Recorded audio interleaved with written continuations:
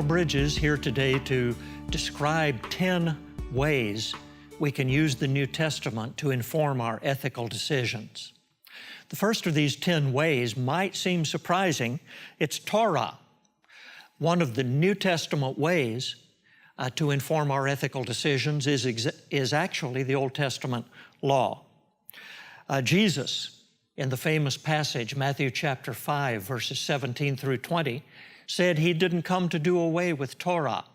Not one jot, not one tittle, he said in the King James Version, will pass from the law until it's all fulfilled.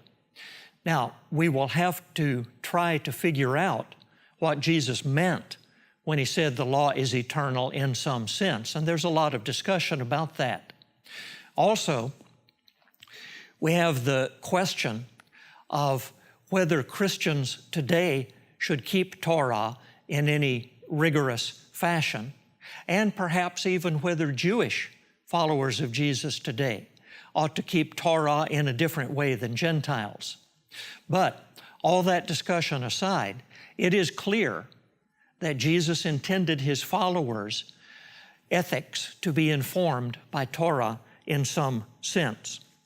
Are we supposed to keep Torah on the basis of principles? I think so, instead of as a collection of rules, those famous 613 commands that some of the rabbis found in the books of the law.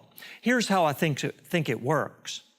Borrowing from Noam Chomsky, a well-known linguist, his deep structure and surface structure model of language, I think it works like this. In Scripture, we find two bedrock principles that lie at the very deepest level of ethical understanding. Love God, love your neighbor. In fact, Jesus said, when someone asked him what is the greatest command of the law, Jesus said, actually, there are two. Love God, love your neighbor. On this depend, says Jesus, all the law and all the prophets. But it might become a little tricky to try to figure out in each ethical decision what action best reflects love for God and love for neighbor. We need some not quite so deep level principles, not such generalized principles as those two. And when we ask for those, Moses says, have I got principles for you? A convenient number of 10, of course, the 10 Commandments. The first table of the law, as people describe it, refers to people's duties toward God, and the second table refers to people's duties toward other people. And you may notice I have the fourth command, the Sabbath day command, reflecting both love of God and love of humanity, because in the two listings of the 10 Commandments in the Old Testament, one in Exodus chapter 20, the other in Deuteronomy chapter 5, we get two different motivations for keeping the Sabbath. One of them looks toward God. Rest on the seventh day as God rested on the seventh day after his creative activity. The other motivation looks partly toward people. Rest on the seventh day. Let even your slaves rest on the seventh day, because you know what it was like to be a slave in Egypt. And I would add, and have to work all the time. But those 10 principles in the 10 Commandments embody the two bedrock principles. Now, here we get to the issue of how Christian people today can keep Torah. If I were an Old Testament fellow, say 9th century before Christ, how would I keep the 10 Commandments and thereby love God and love my neighbor? Well, Torah had a whole bunch of details adding up to those 613 commands: how to make sacrifices, how to farm, what clothing to wear, how to deal with family, and all of those issues. And through keeping the details of Torah, I would keep the 10 Commandments and thereby show love for God and for my neighbor. But what if I'm not an Old Testament Christian? What if I'm a present-day follower of Jesus? Well, the apostles and other writers of the New Testament, they have some things to say about Christian ethics, but clearly the ethics recommended by the New Testament writers do not go into as much detail or as much rigor as the ethics of the Old Testament law. That's one change from Old Testament to New Testament, the binding of the law changing into the freedom of the Spirit.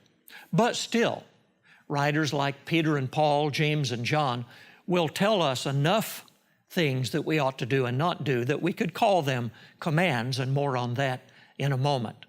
So, we live out Christian ethics, thereby fulfilling the 10 Commandments, thereby loving God and loving our neighbors.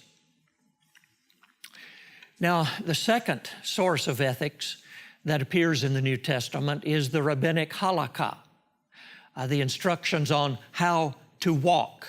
Halak in Hebrew means to walk literally or metaphorically to carry on one's life and affairs.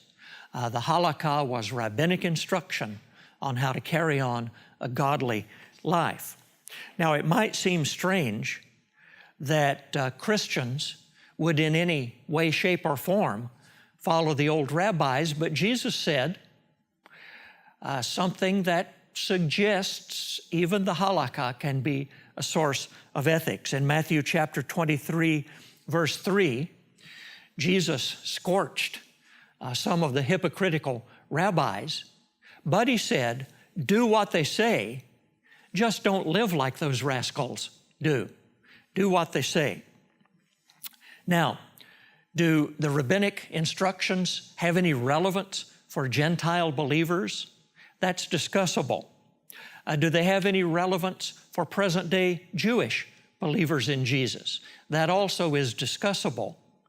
But I do believe that we ought not entirely to ignore the halakha in our Christian ethical decisions. A third source of ethics from the New Testament is natural law.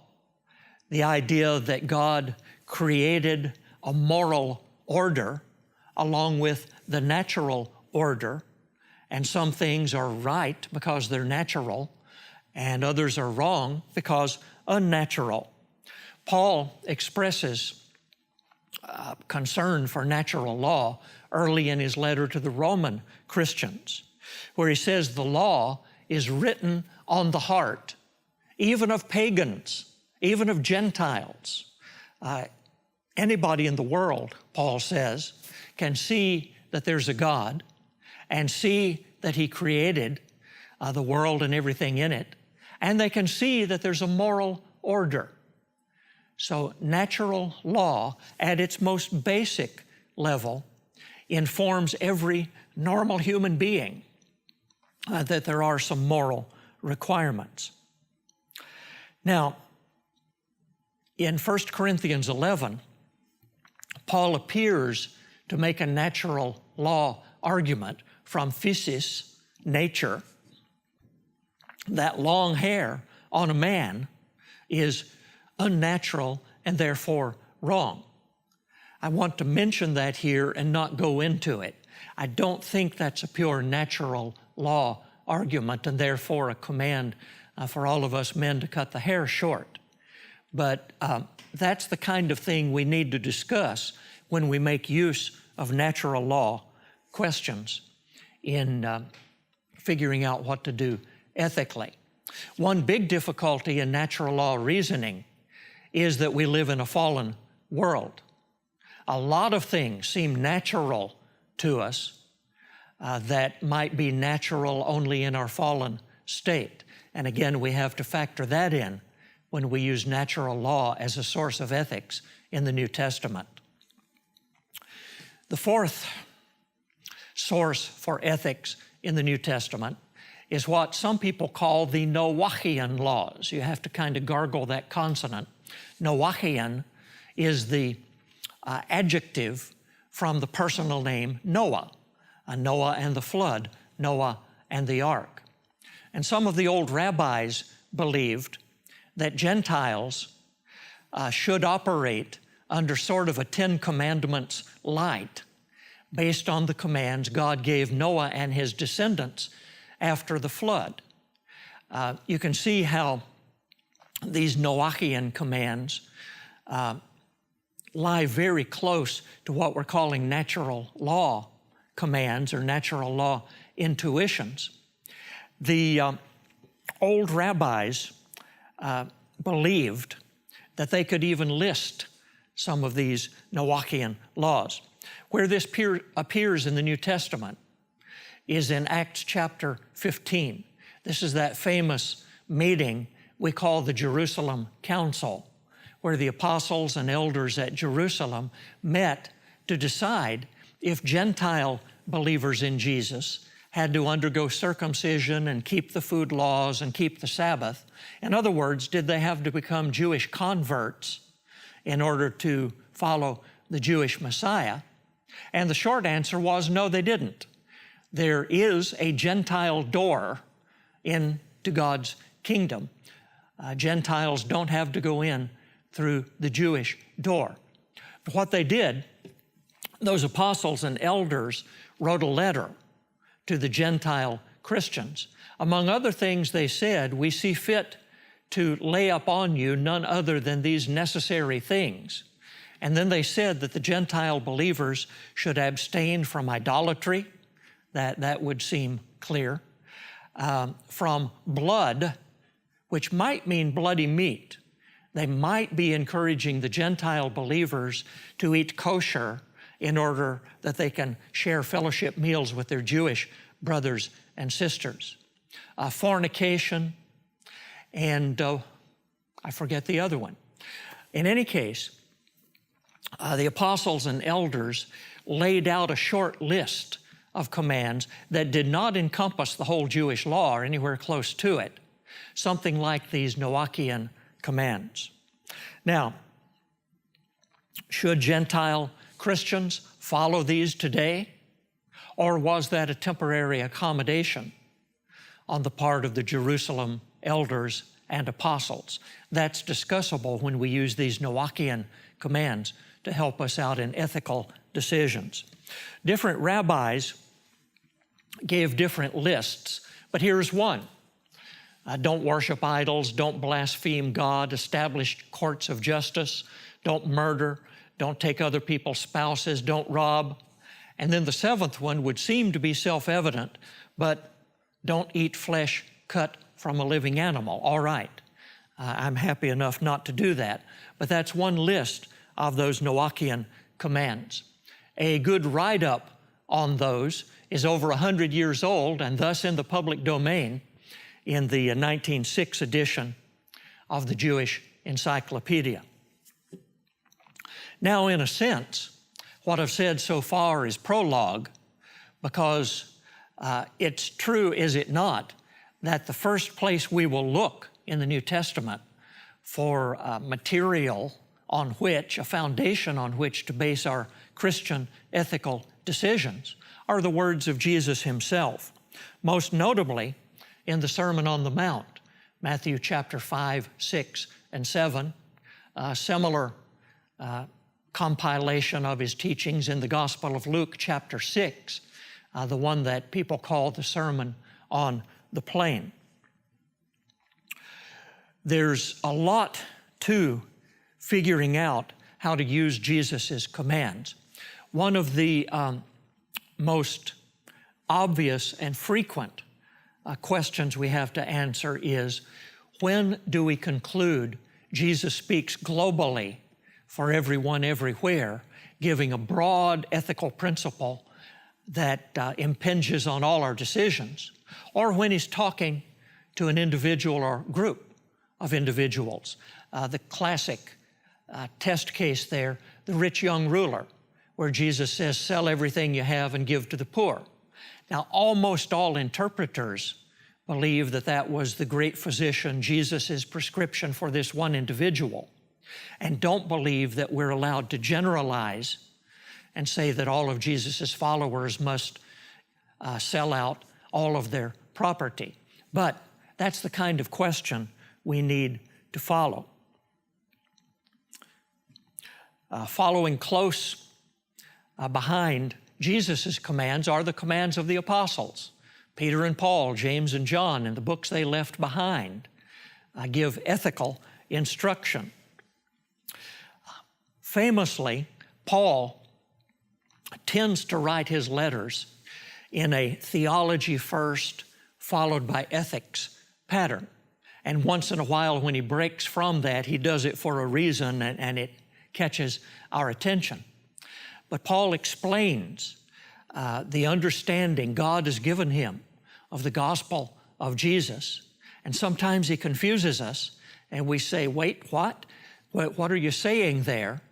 But before long, he switches and he says, all right, here's what that theology means in your daily life. And then he'll give all of this ethical instruction. Once again, we have to figure out which of Paul's commands, which of the apostles' ethical instructions apply to the people they were talking to initially, and which are global, applying to all good Christians everywhere. And everyone's mileage differs on this question. And a big part of our discussion of Christian ethics from the epistles centers around the occasional nature of Paul's letters. He's writing to solve particular problems in particular churches. When does he look up from that and enunciate a universal principle? And that's always the discussion. The holy kiss is the best example. If that holy kiss is a universal command, some of us need to do more kissing in church than we've been doing. The seventh of the 10 sources of New Testament ethics is eschatology. What will happen in the end times? What will happen when Jesus comes and wraps up the universe and judges everyone who's ever lived? This eschatological source of ethics in the New Testament comes out most clearly in the second letter of Peter, chapter 3, verse 11. He said the elements will burn up and melt, and the world as we know it, the universe as we know it, will end. So then, asks Peter, what kind of people ought we to be, we upon whom the end of the ages have come? Now, discussion has arisen whether Jesus' ethics reflect what some people call an interim ethic. In other words, did Jesus expect the world to end really soon? And all this crazy stuff he wanted his people to do, like turn the other cheek, that was just a short-term set of ethics because he didn't really expect the world to last much longer. Joachim Jeremias, 20th century German-speaking scholar, in a lecture that has been reprinted many times on the Sermon on the Mount, he dealt with that question and concluded, among many other good things, that no, Jesus did not teach an eschatological interim ethic. So when we're talking about an eschatological source for our ethics from the New Testament, we're not talking about that. We're talking about the question of how do we want to live when we know we might face judgment before the day's out? How do we want to live as end times people, people who represent Christ in a world that is fast moving toward the end? An eighth source of New Testament ethics is what some moderns call the be what you are principle. This comes out most clearly in Paul's letters. Paul will say things like, you are dead to sin, so now I want you to die to sin.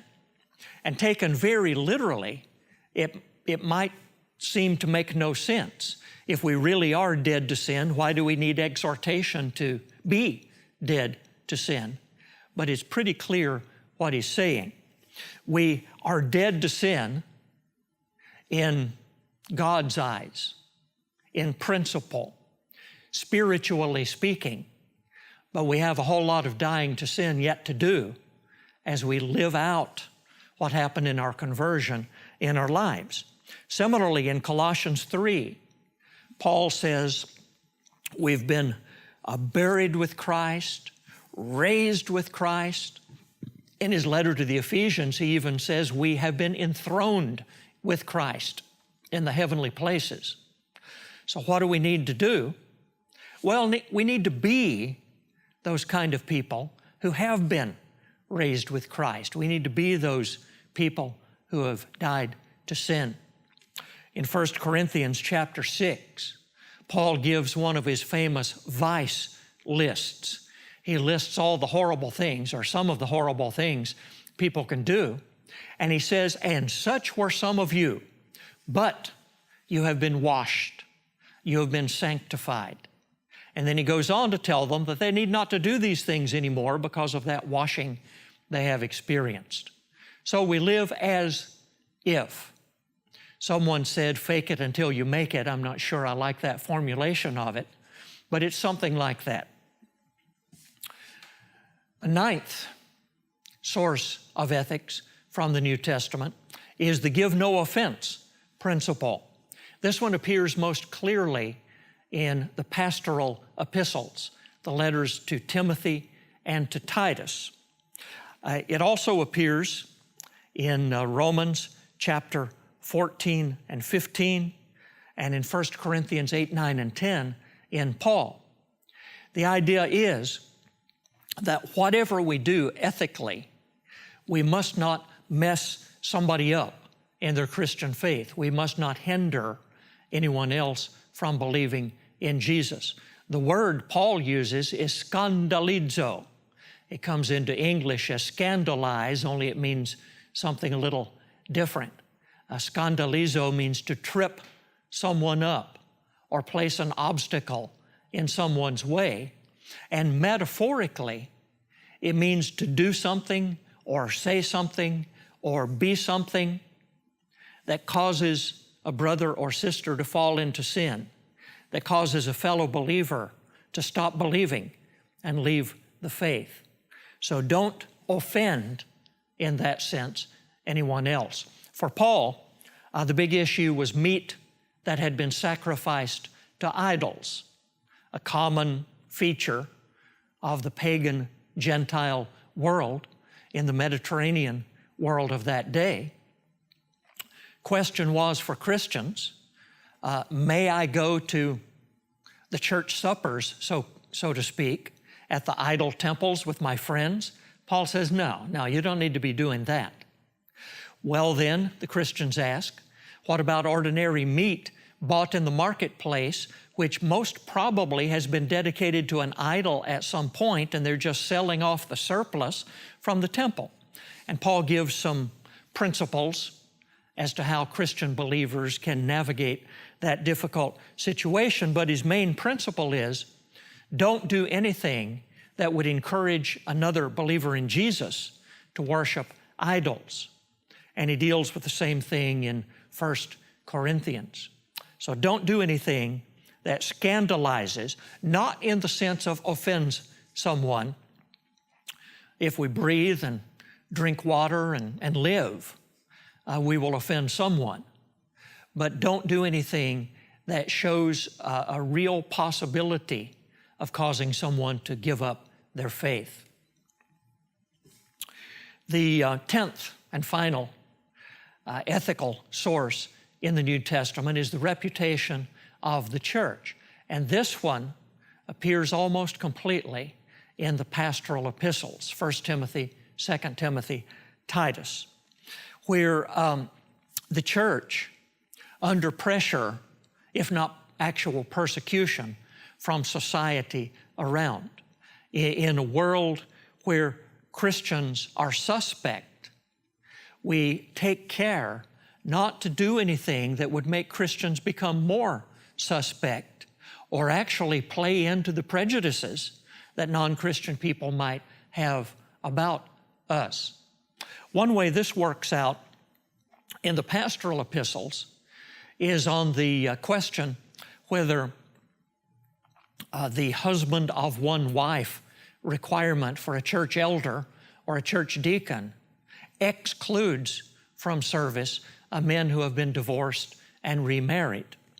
Now, there's a lot to say about that, but I did a little work on this topic a few years ago and concluded that as Paul presents it in the pastorals, this husband of one wife business is not so much a moral issue as if a fellow whose wife left him once long ago is morally compromised, but it's a reputation of the church issue, and we should think about it along those lines.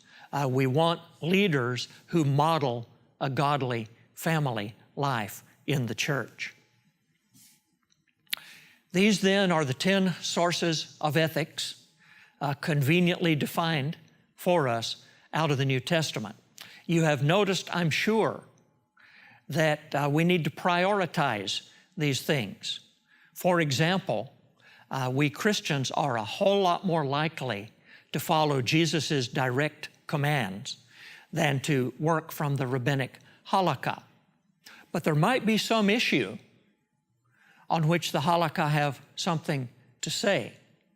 And so we don't absolutely prioritize these as though we always pay attention first to what Jesus says, and if he doesn't say anything about the issue, then we don't worry about it. But we prioritize the sources according to the issue we're dealing with. If it's something Jesus didn't talk about, but the apostles did, well, the apostles are our authoritative source for Christian ethics. And here is a bonehead way that I suggest we use these sources of ethics. Sometimes Scripture contains a flat, plain, obviously universal command that has nothing to do with time or culture. Thou shalt not murder. That's pretty simple. Those we just shut up and obey. But when we run across other biblical statements that seem to be culture-specific, time-bound, and we don't get a flat, plain, universal command, that's when we can deploy these 10 sources of ethics, and God helping us figure out what we need to do.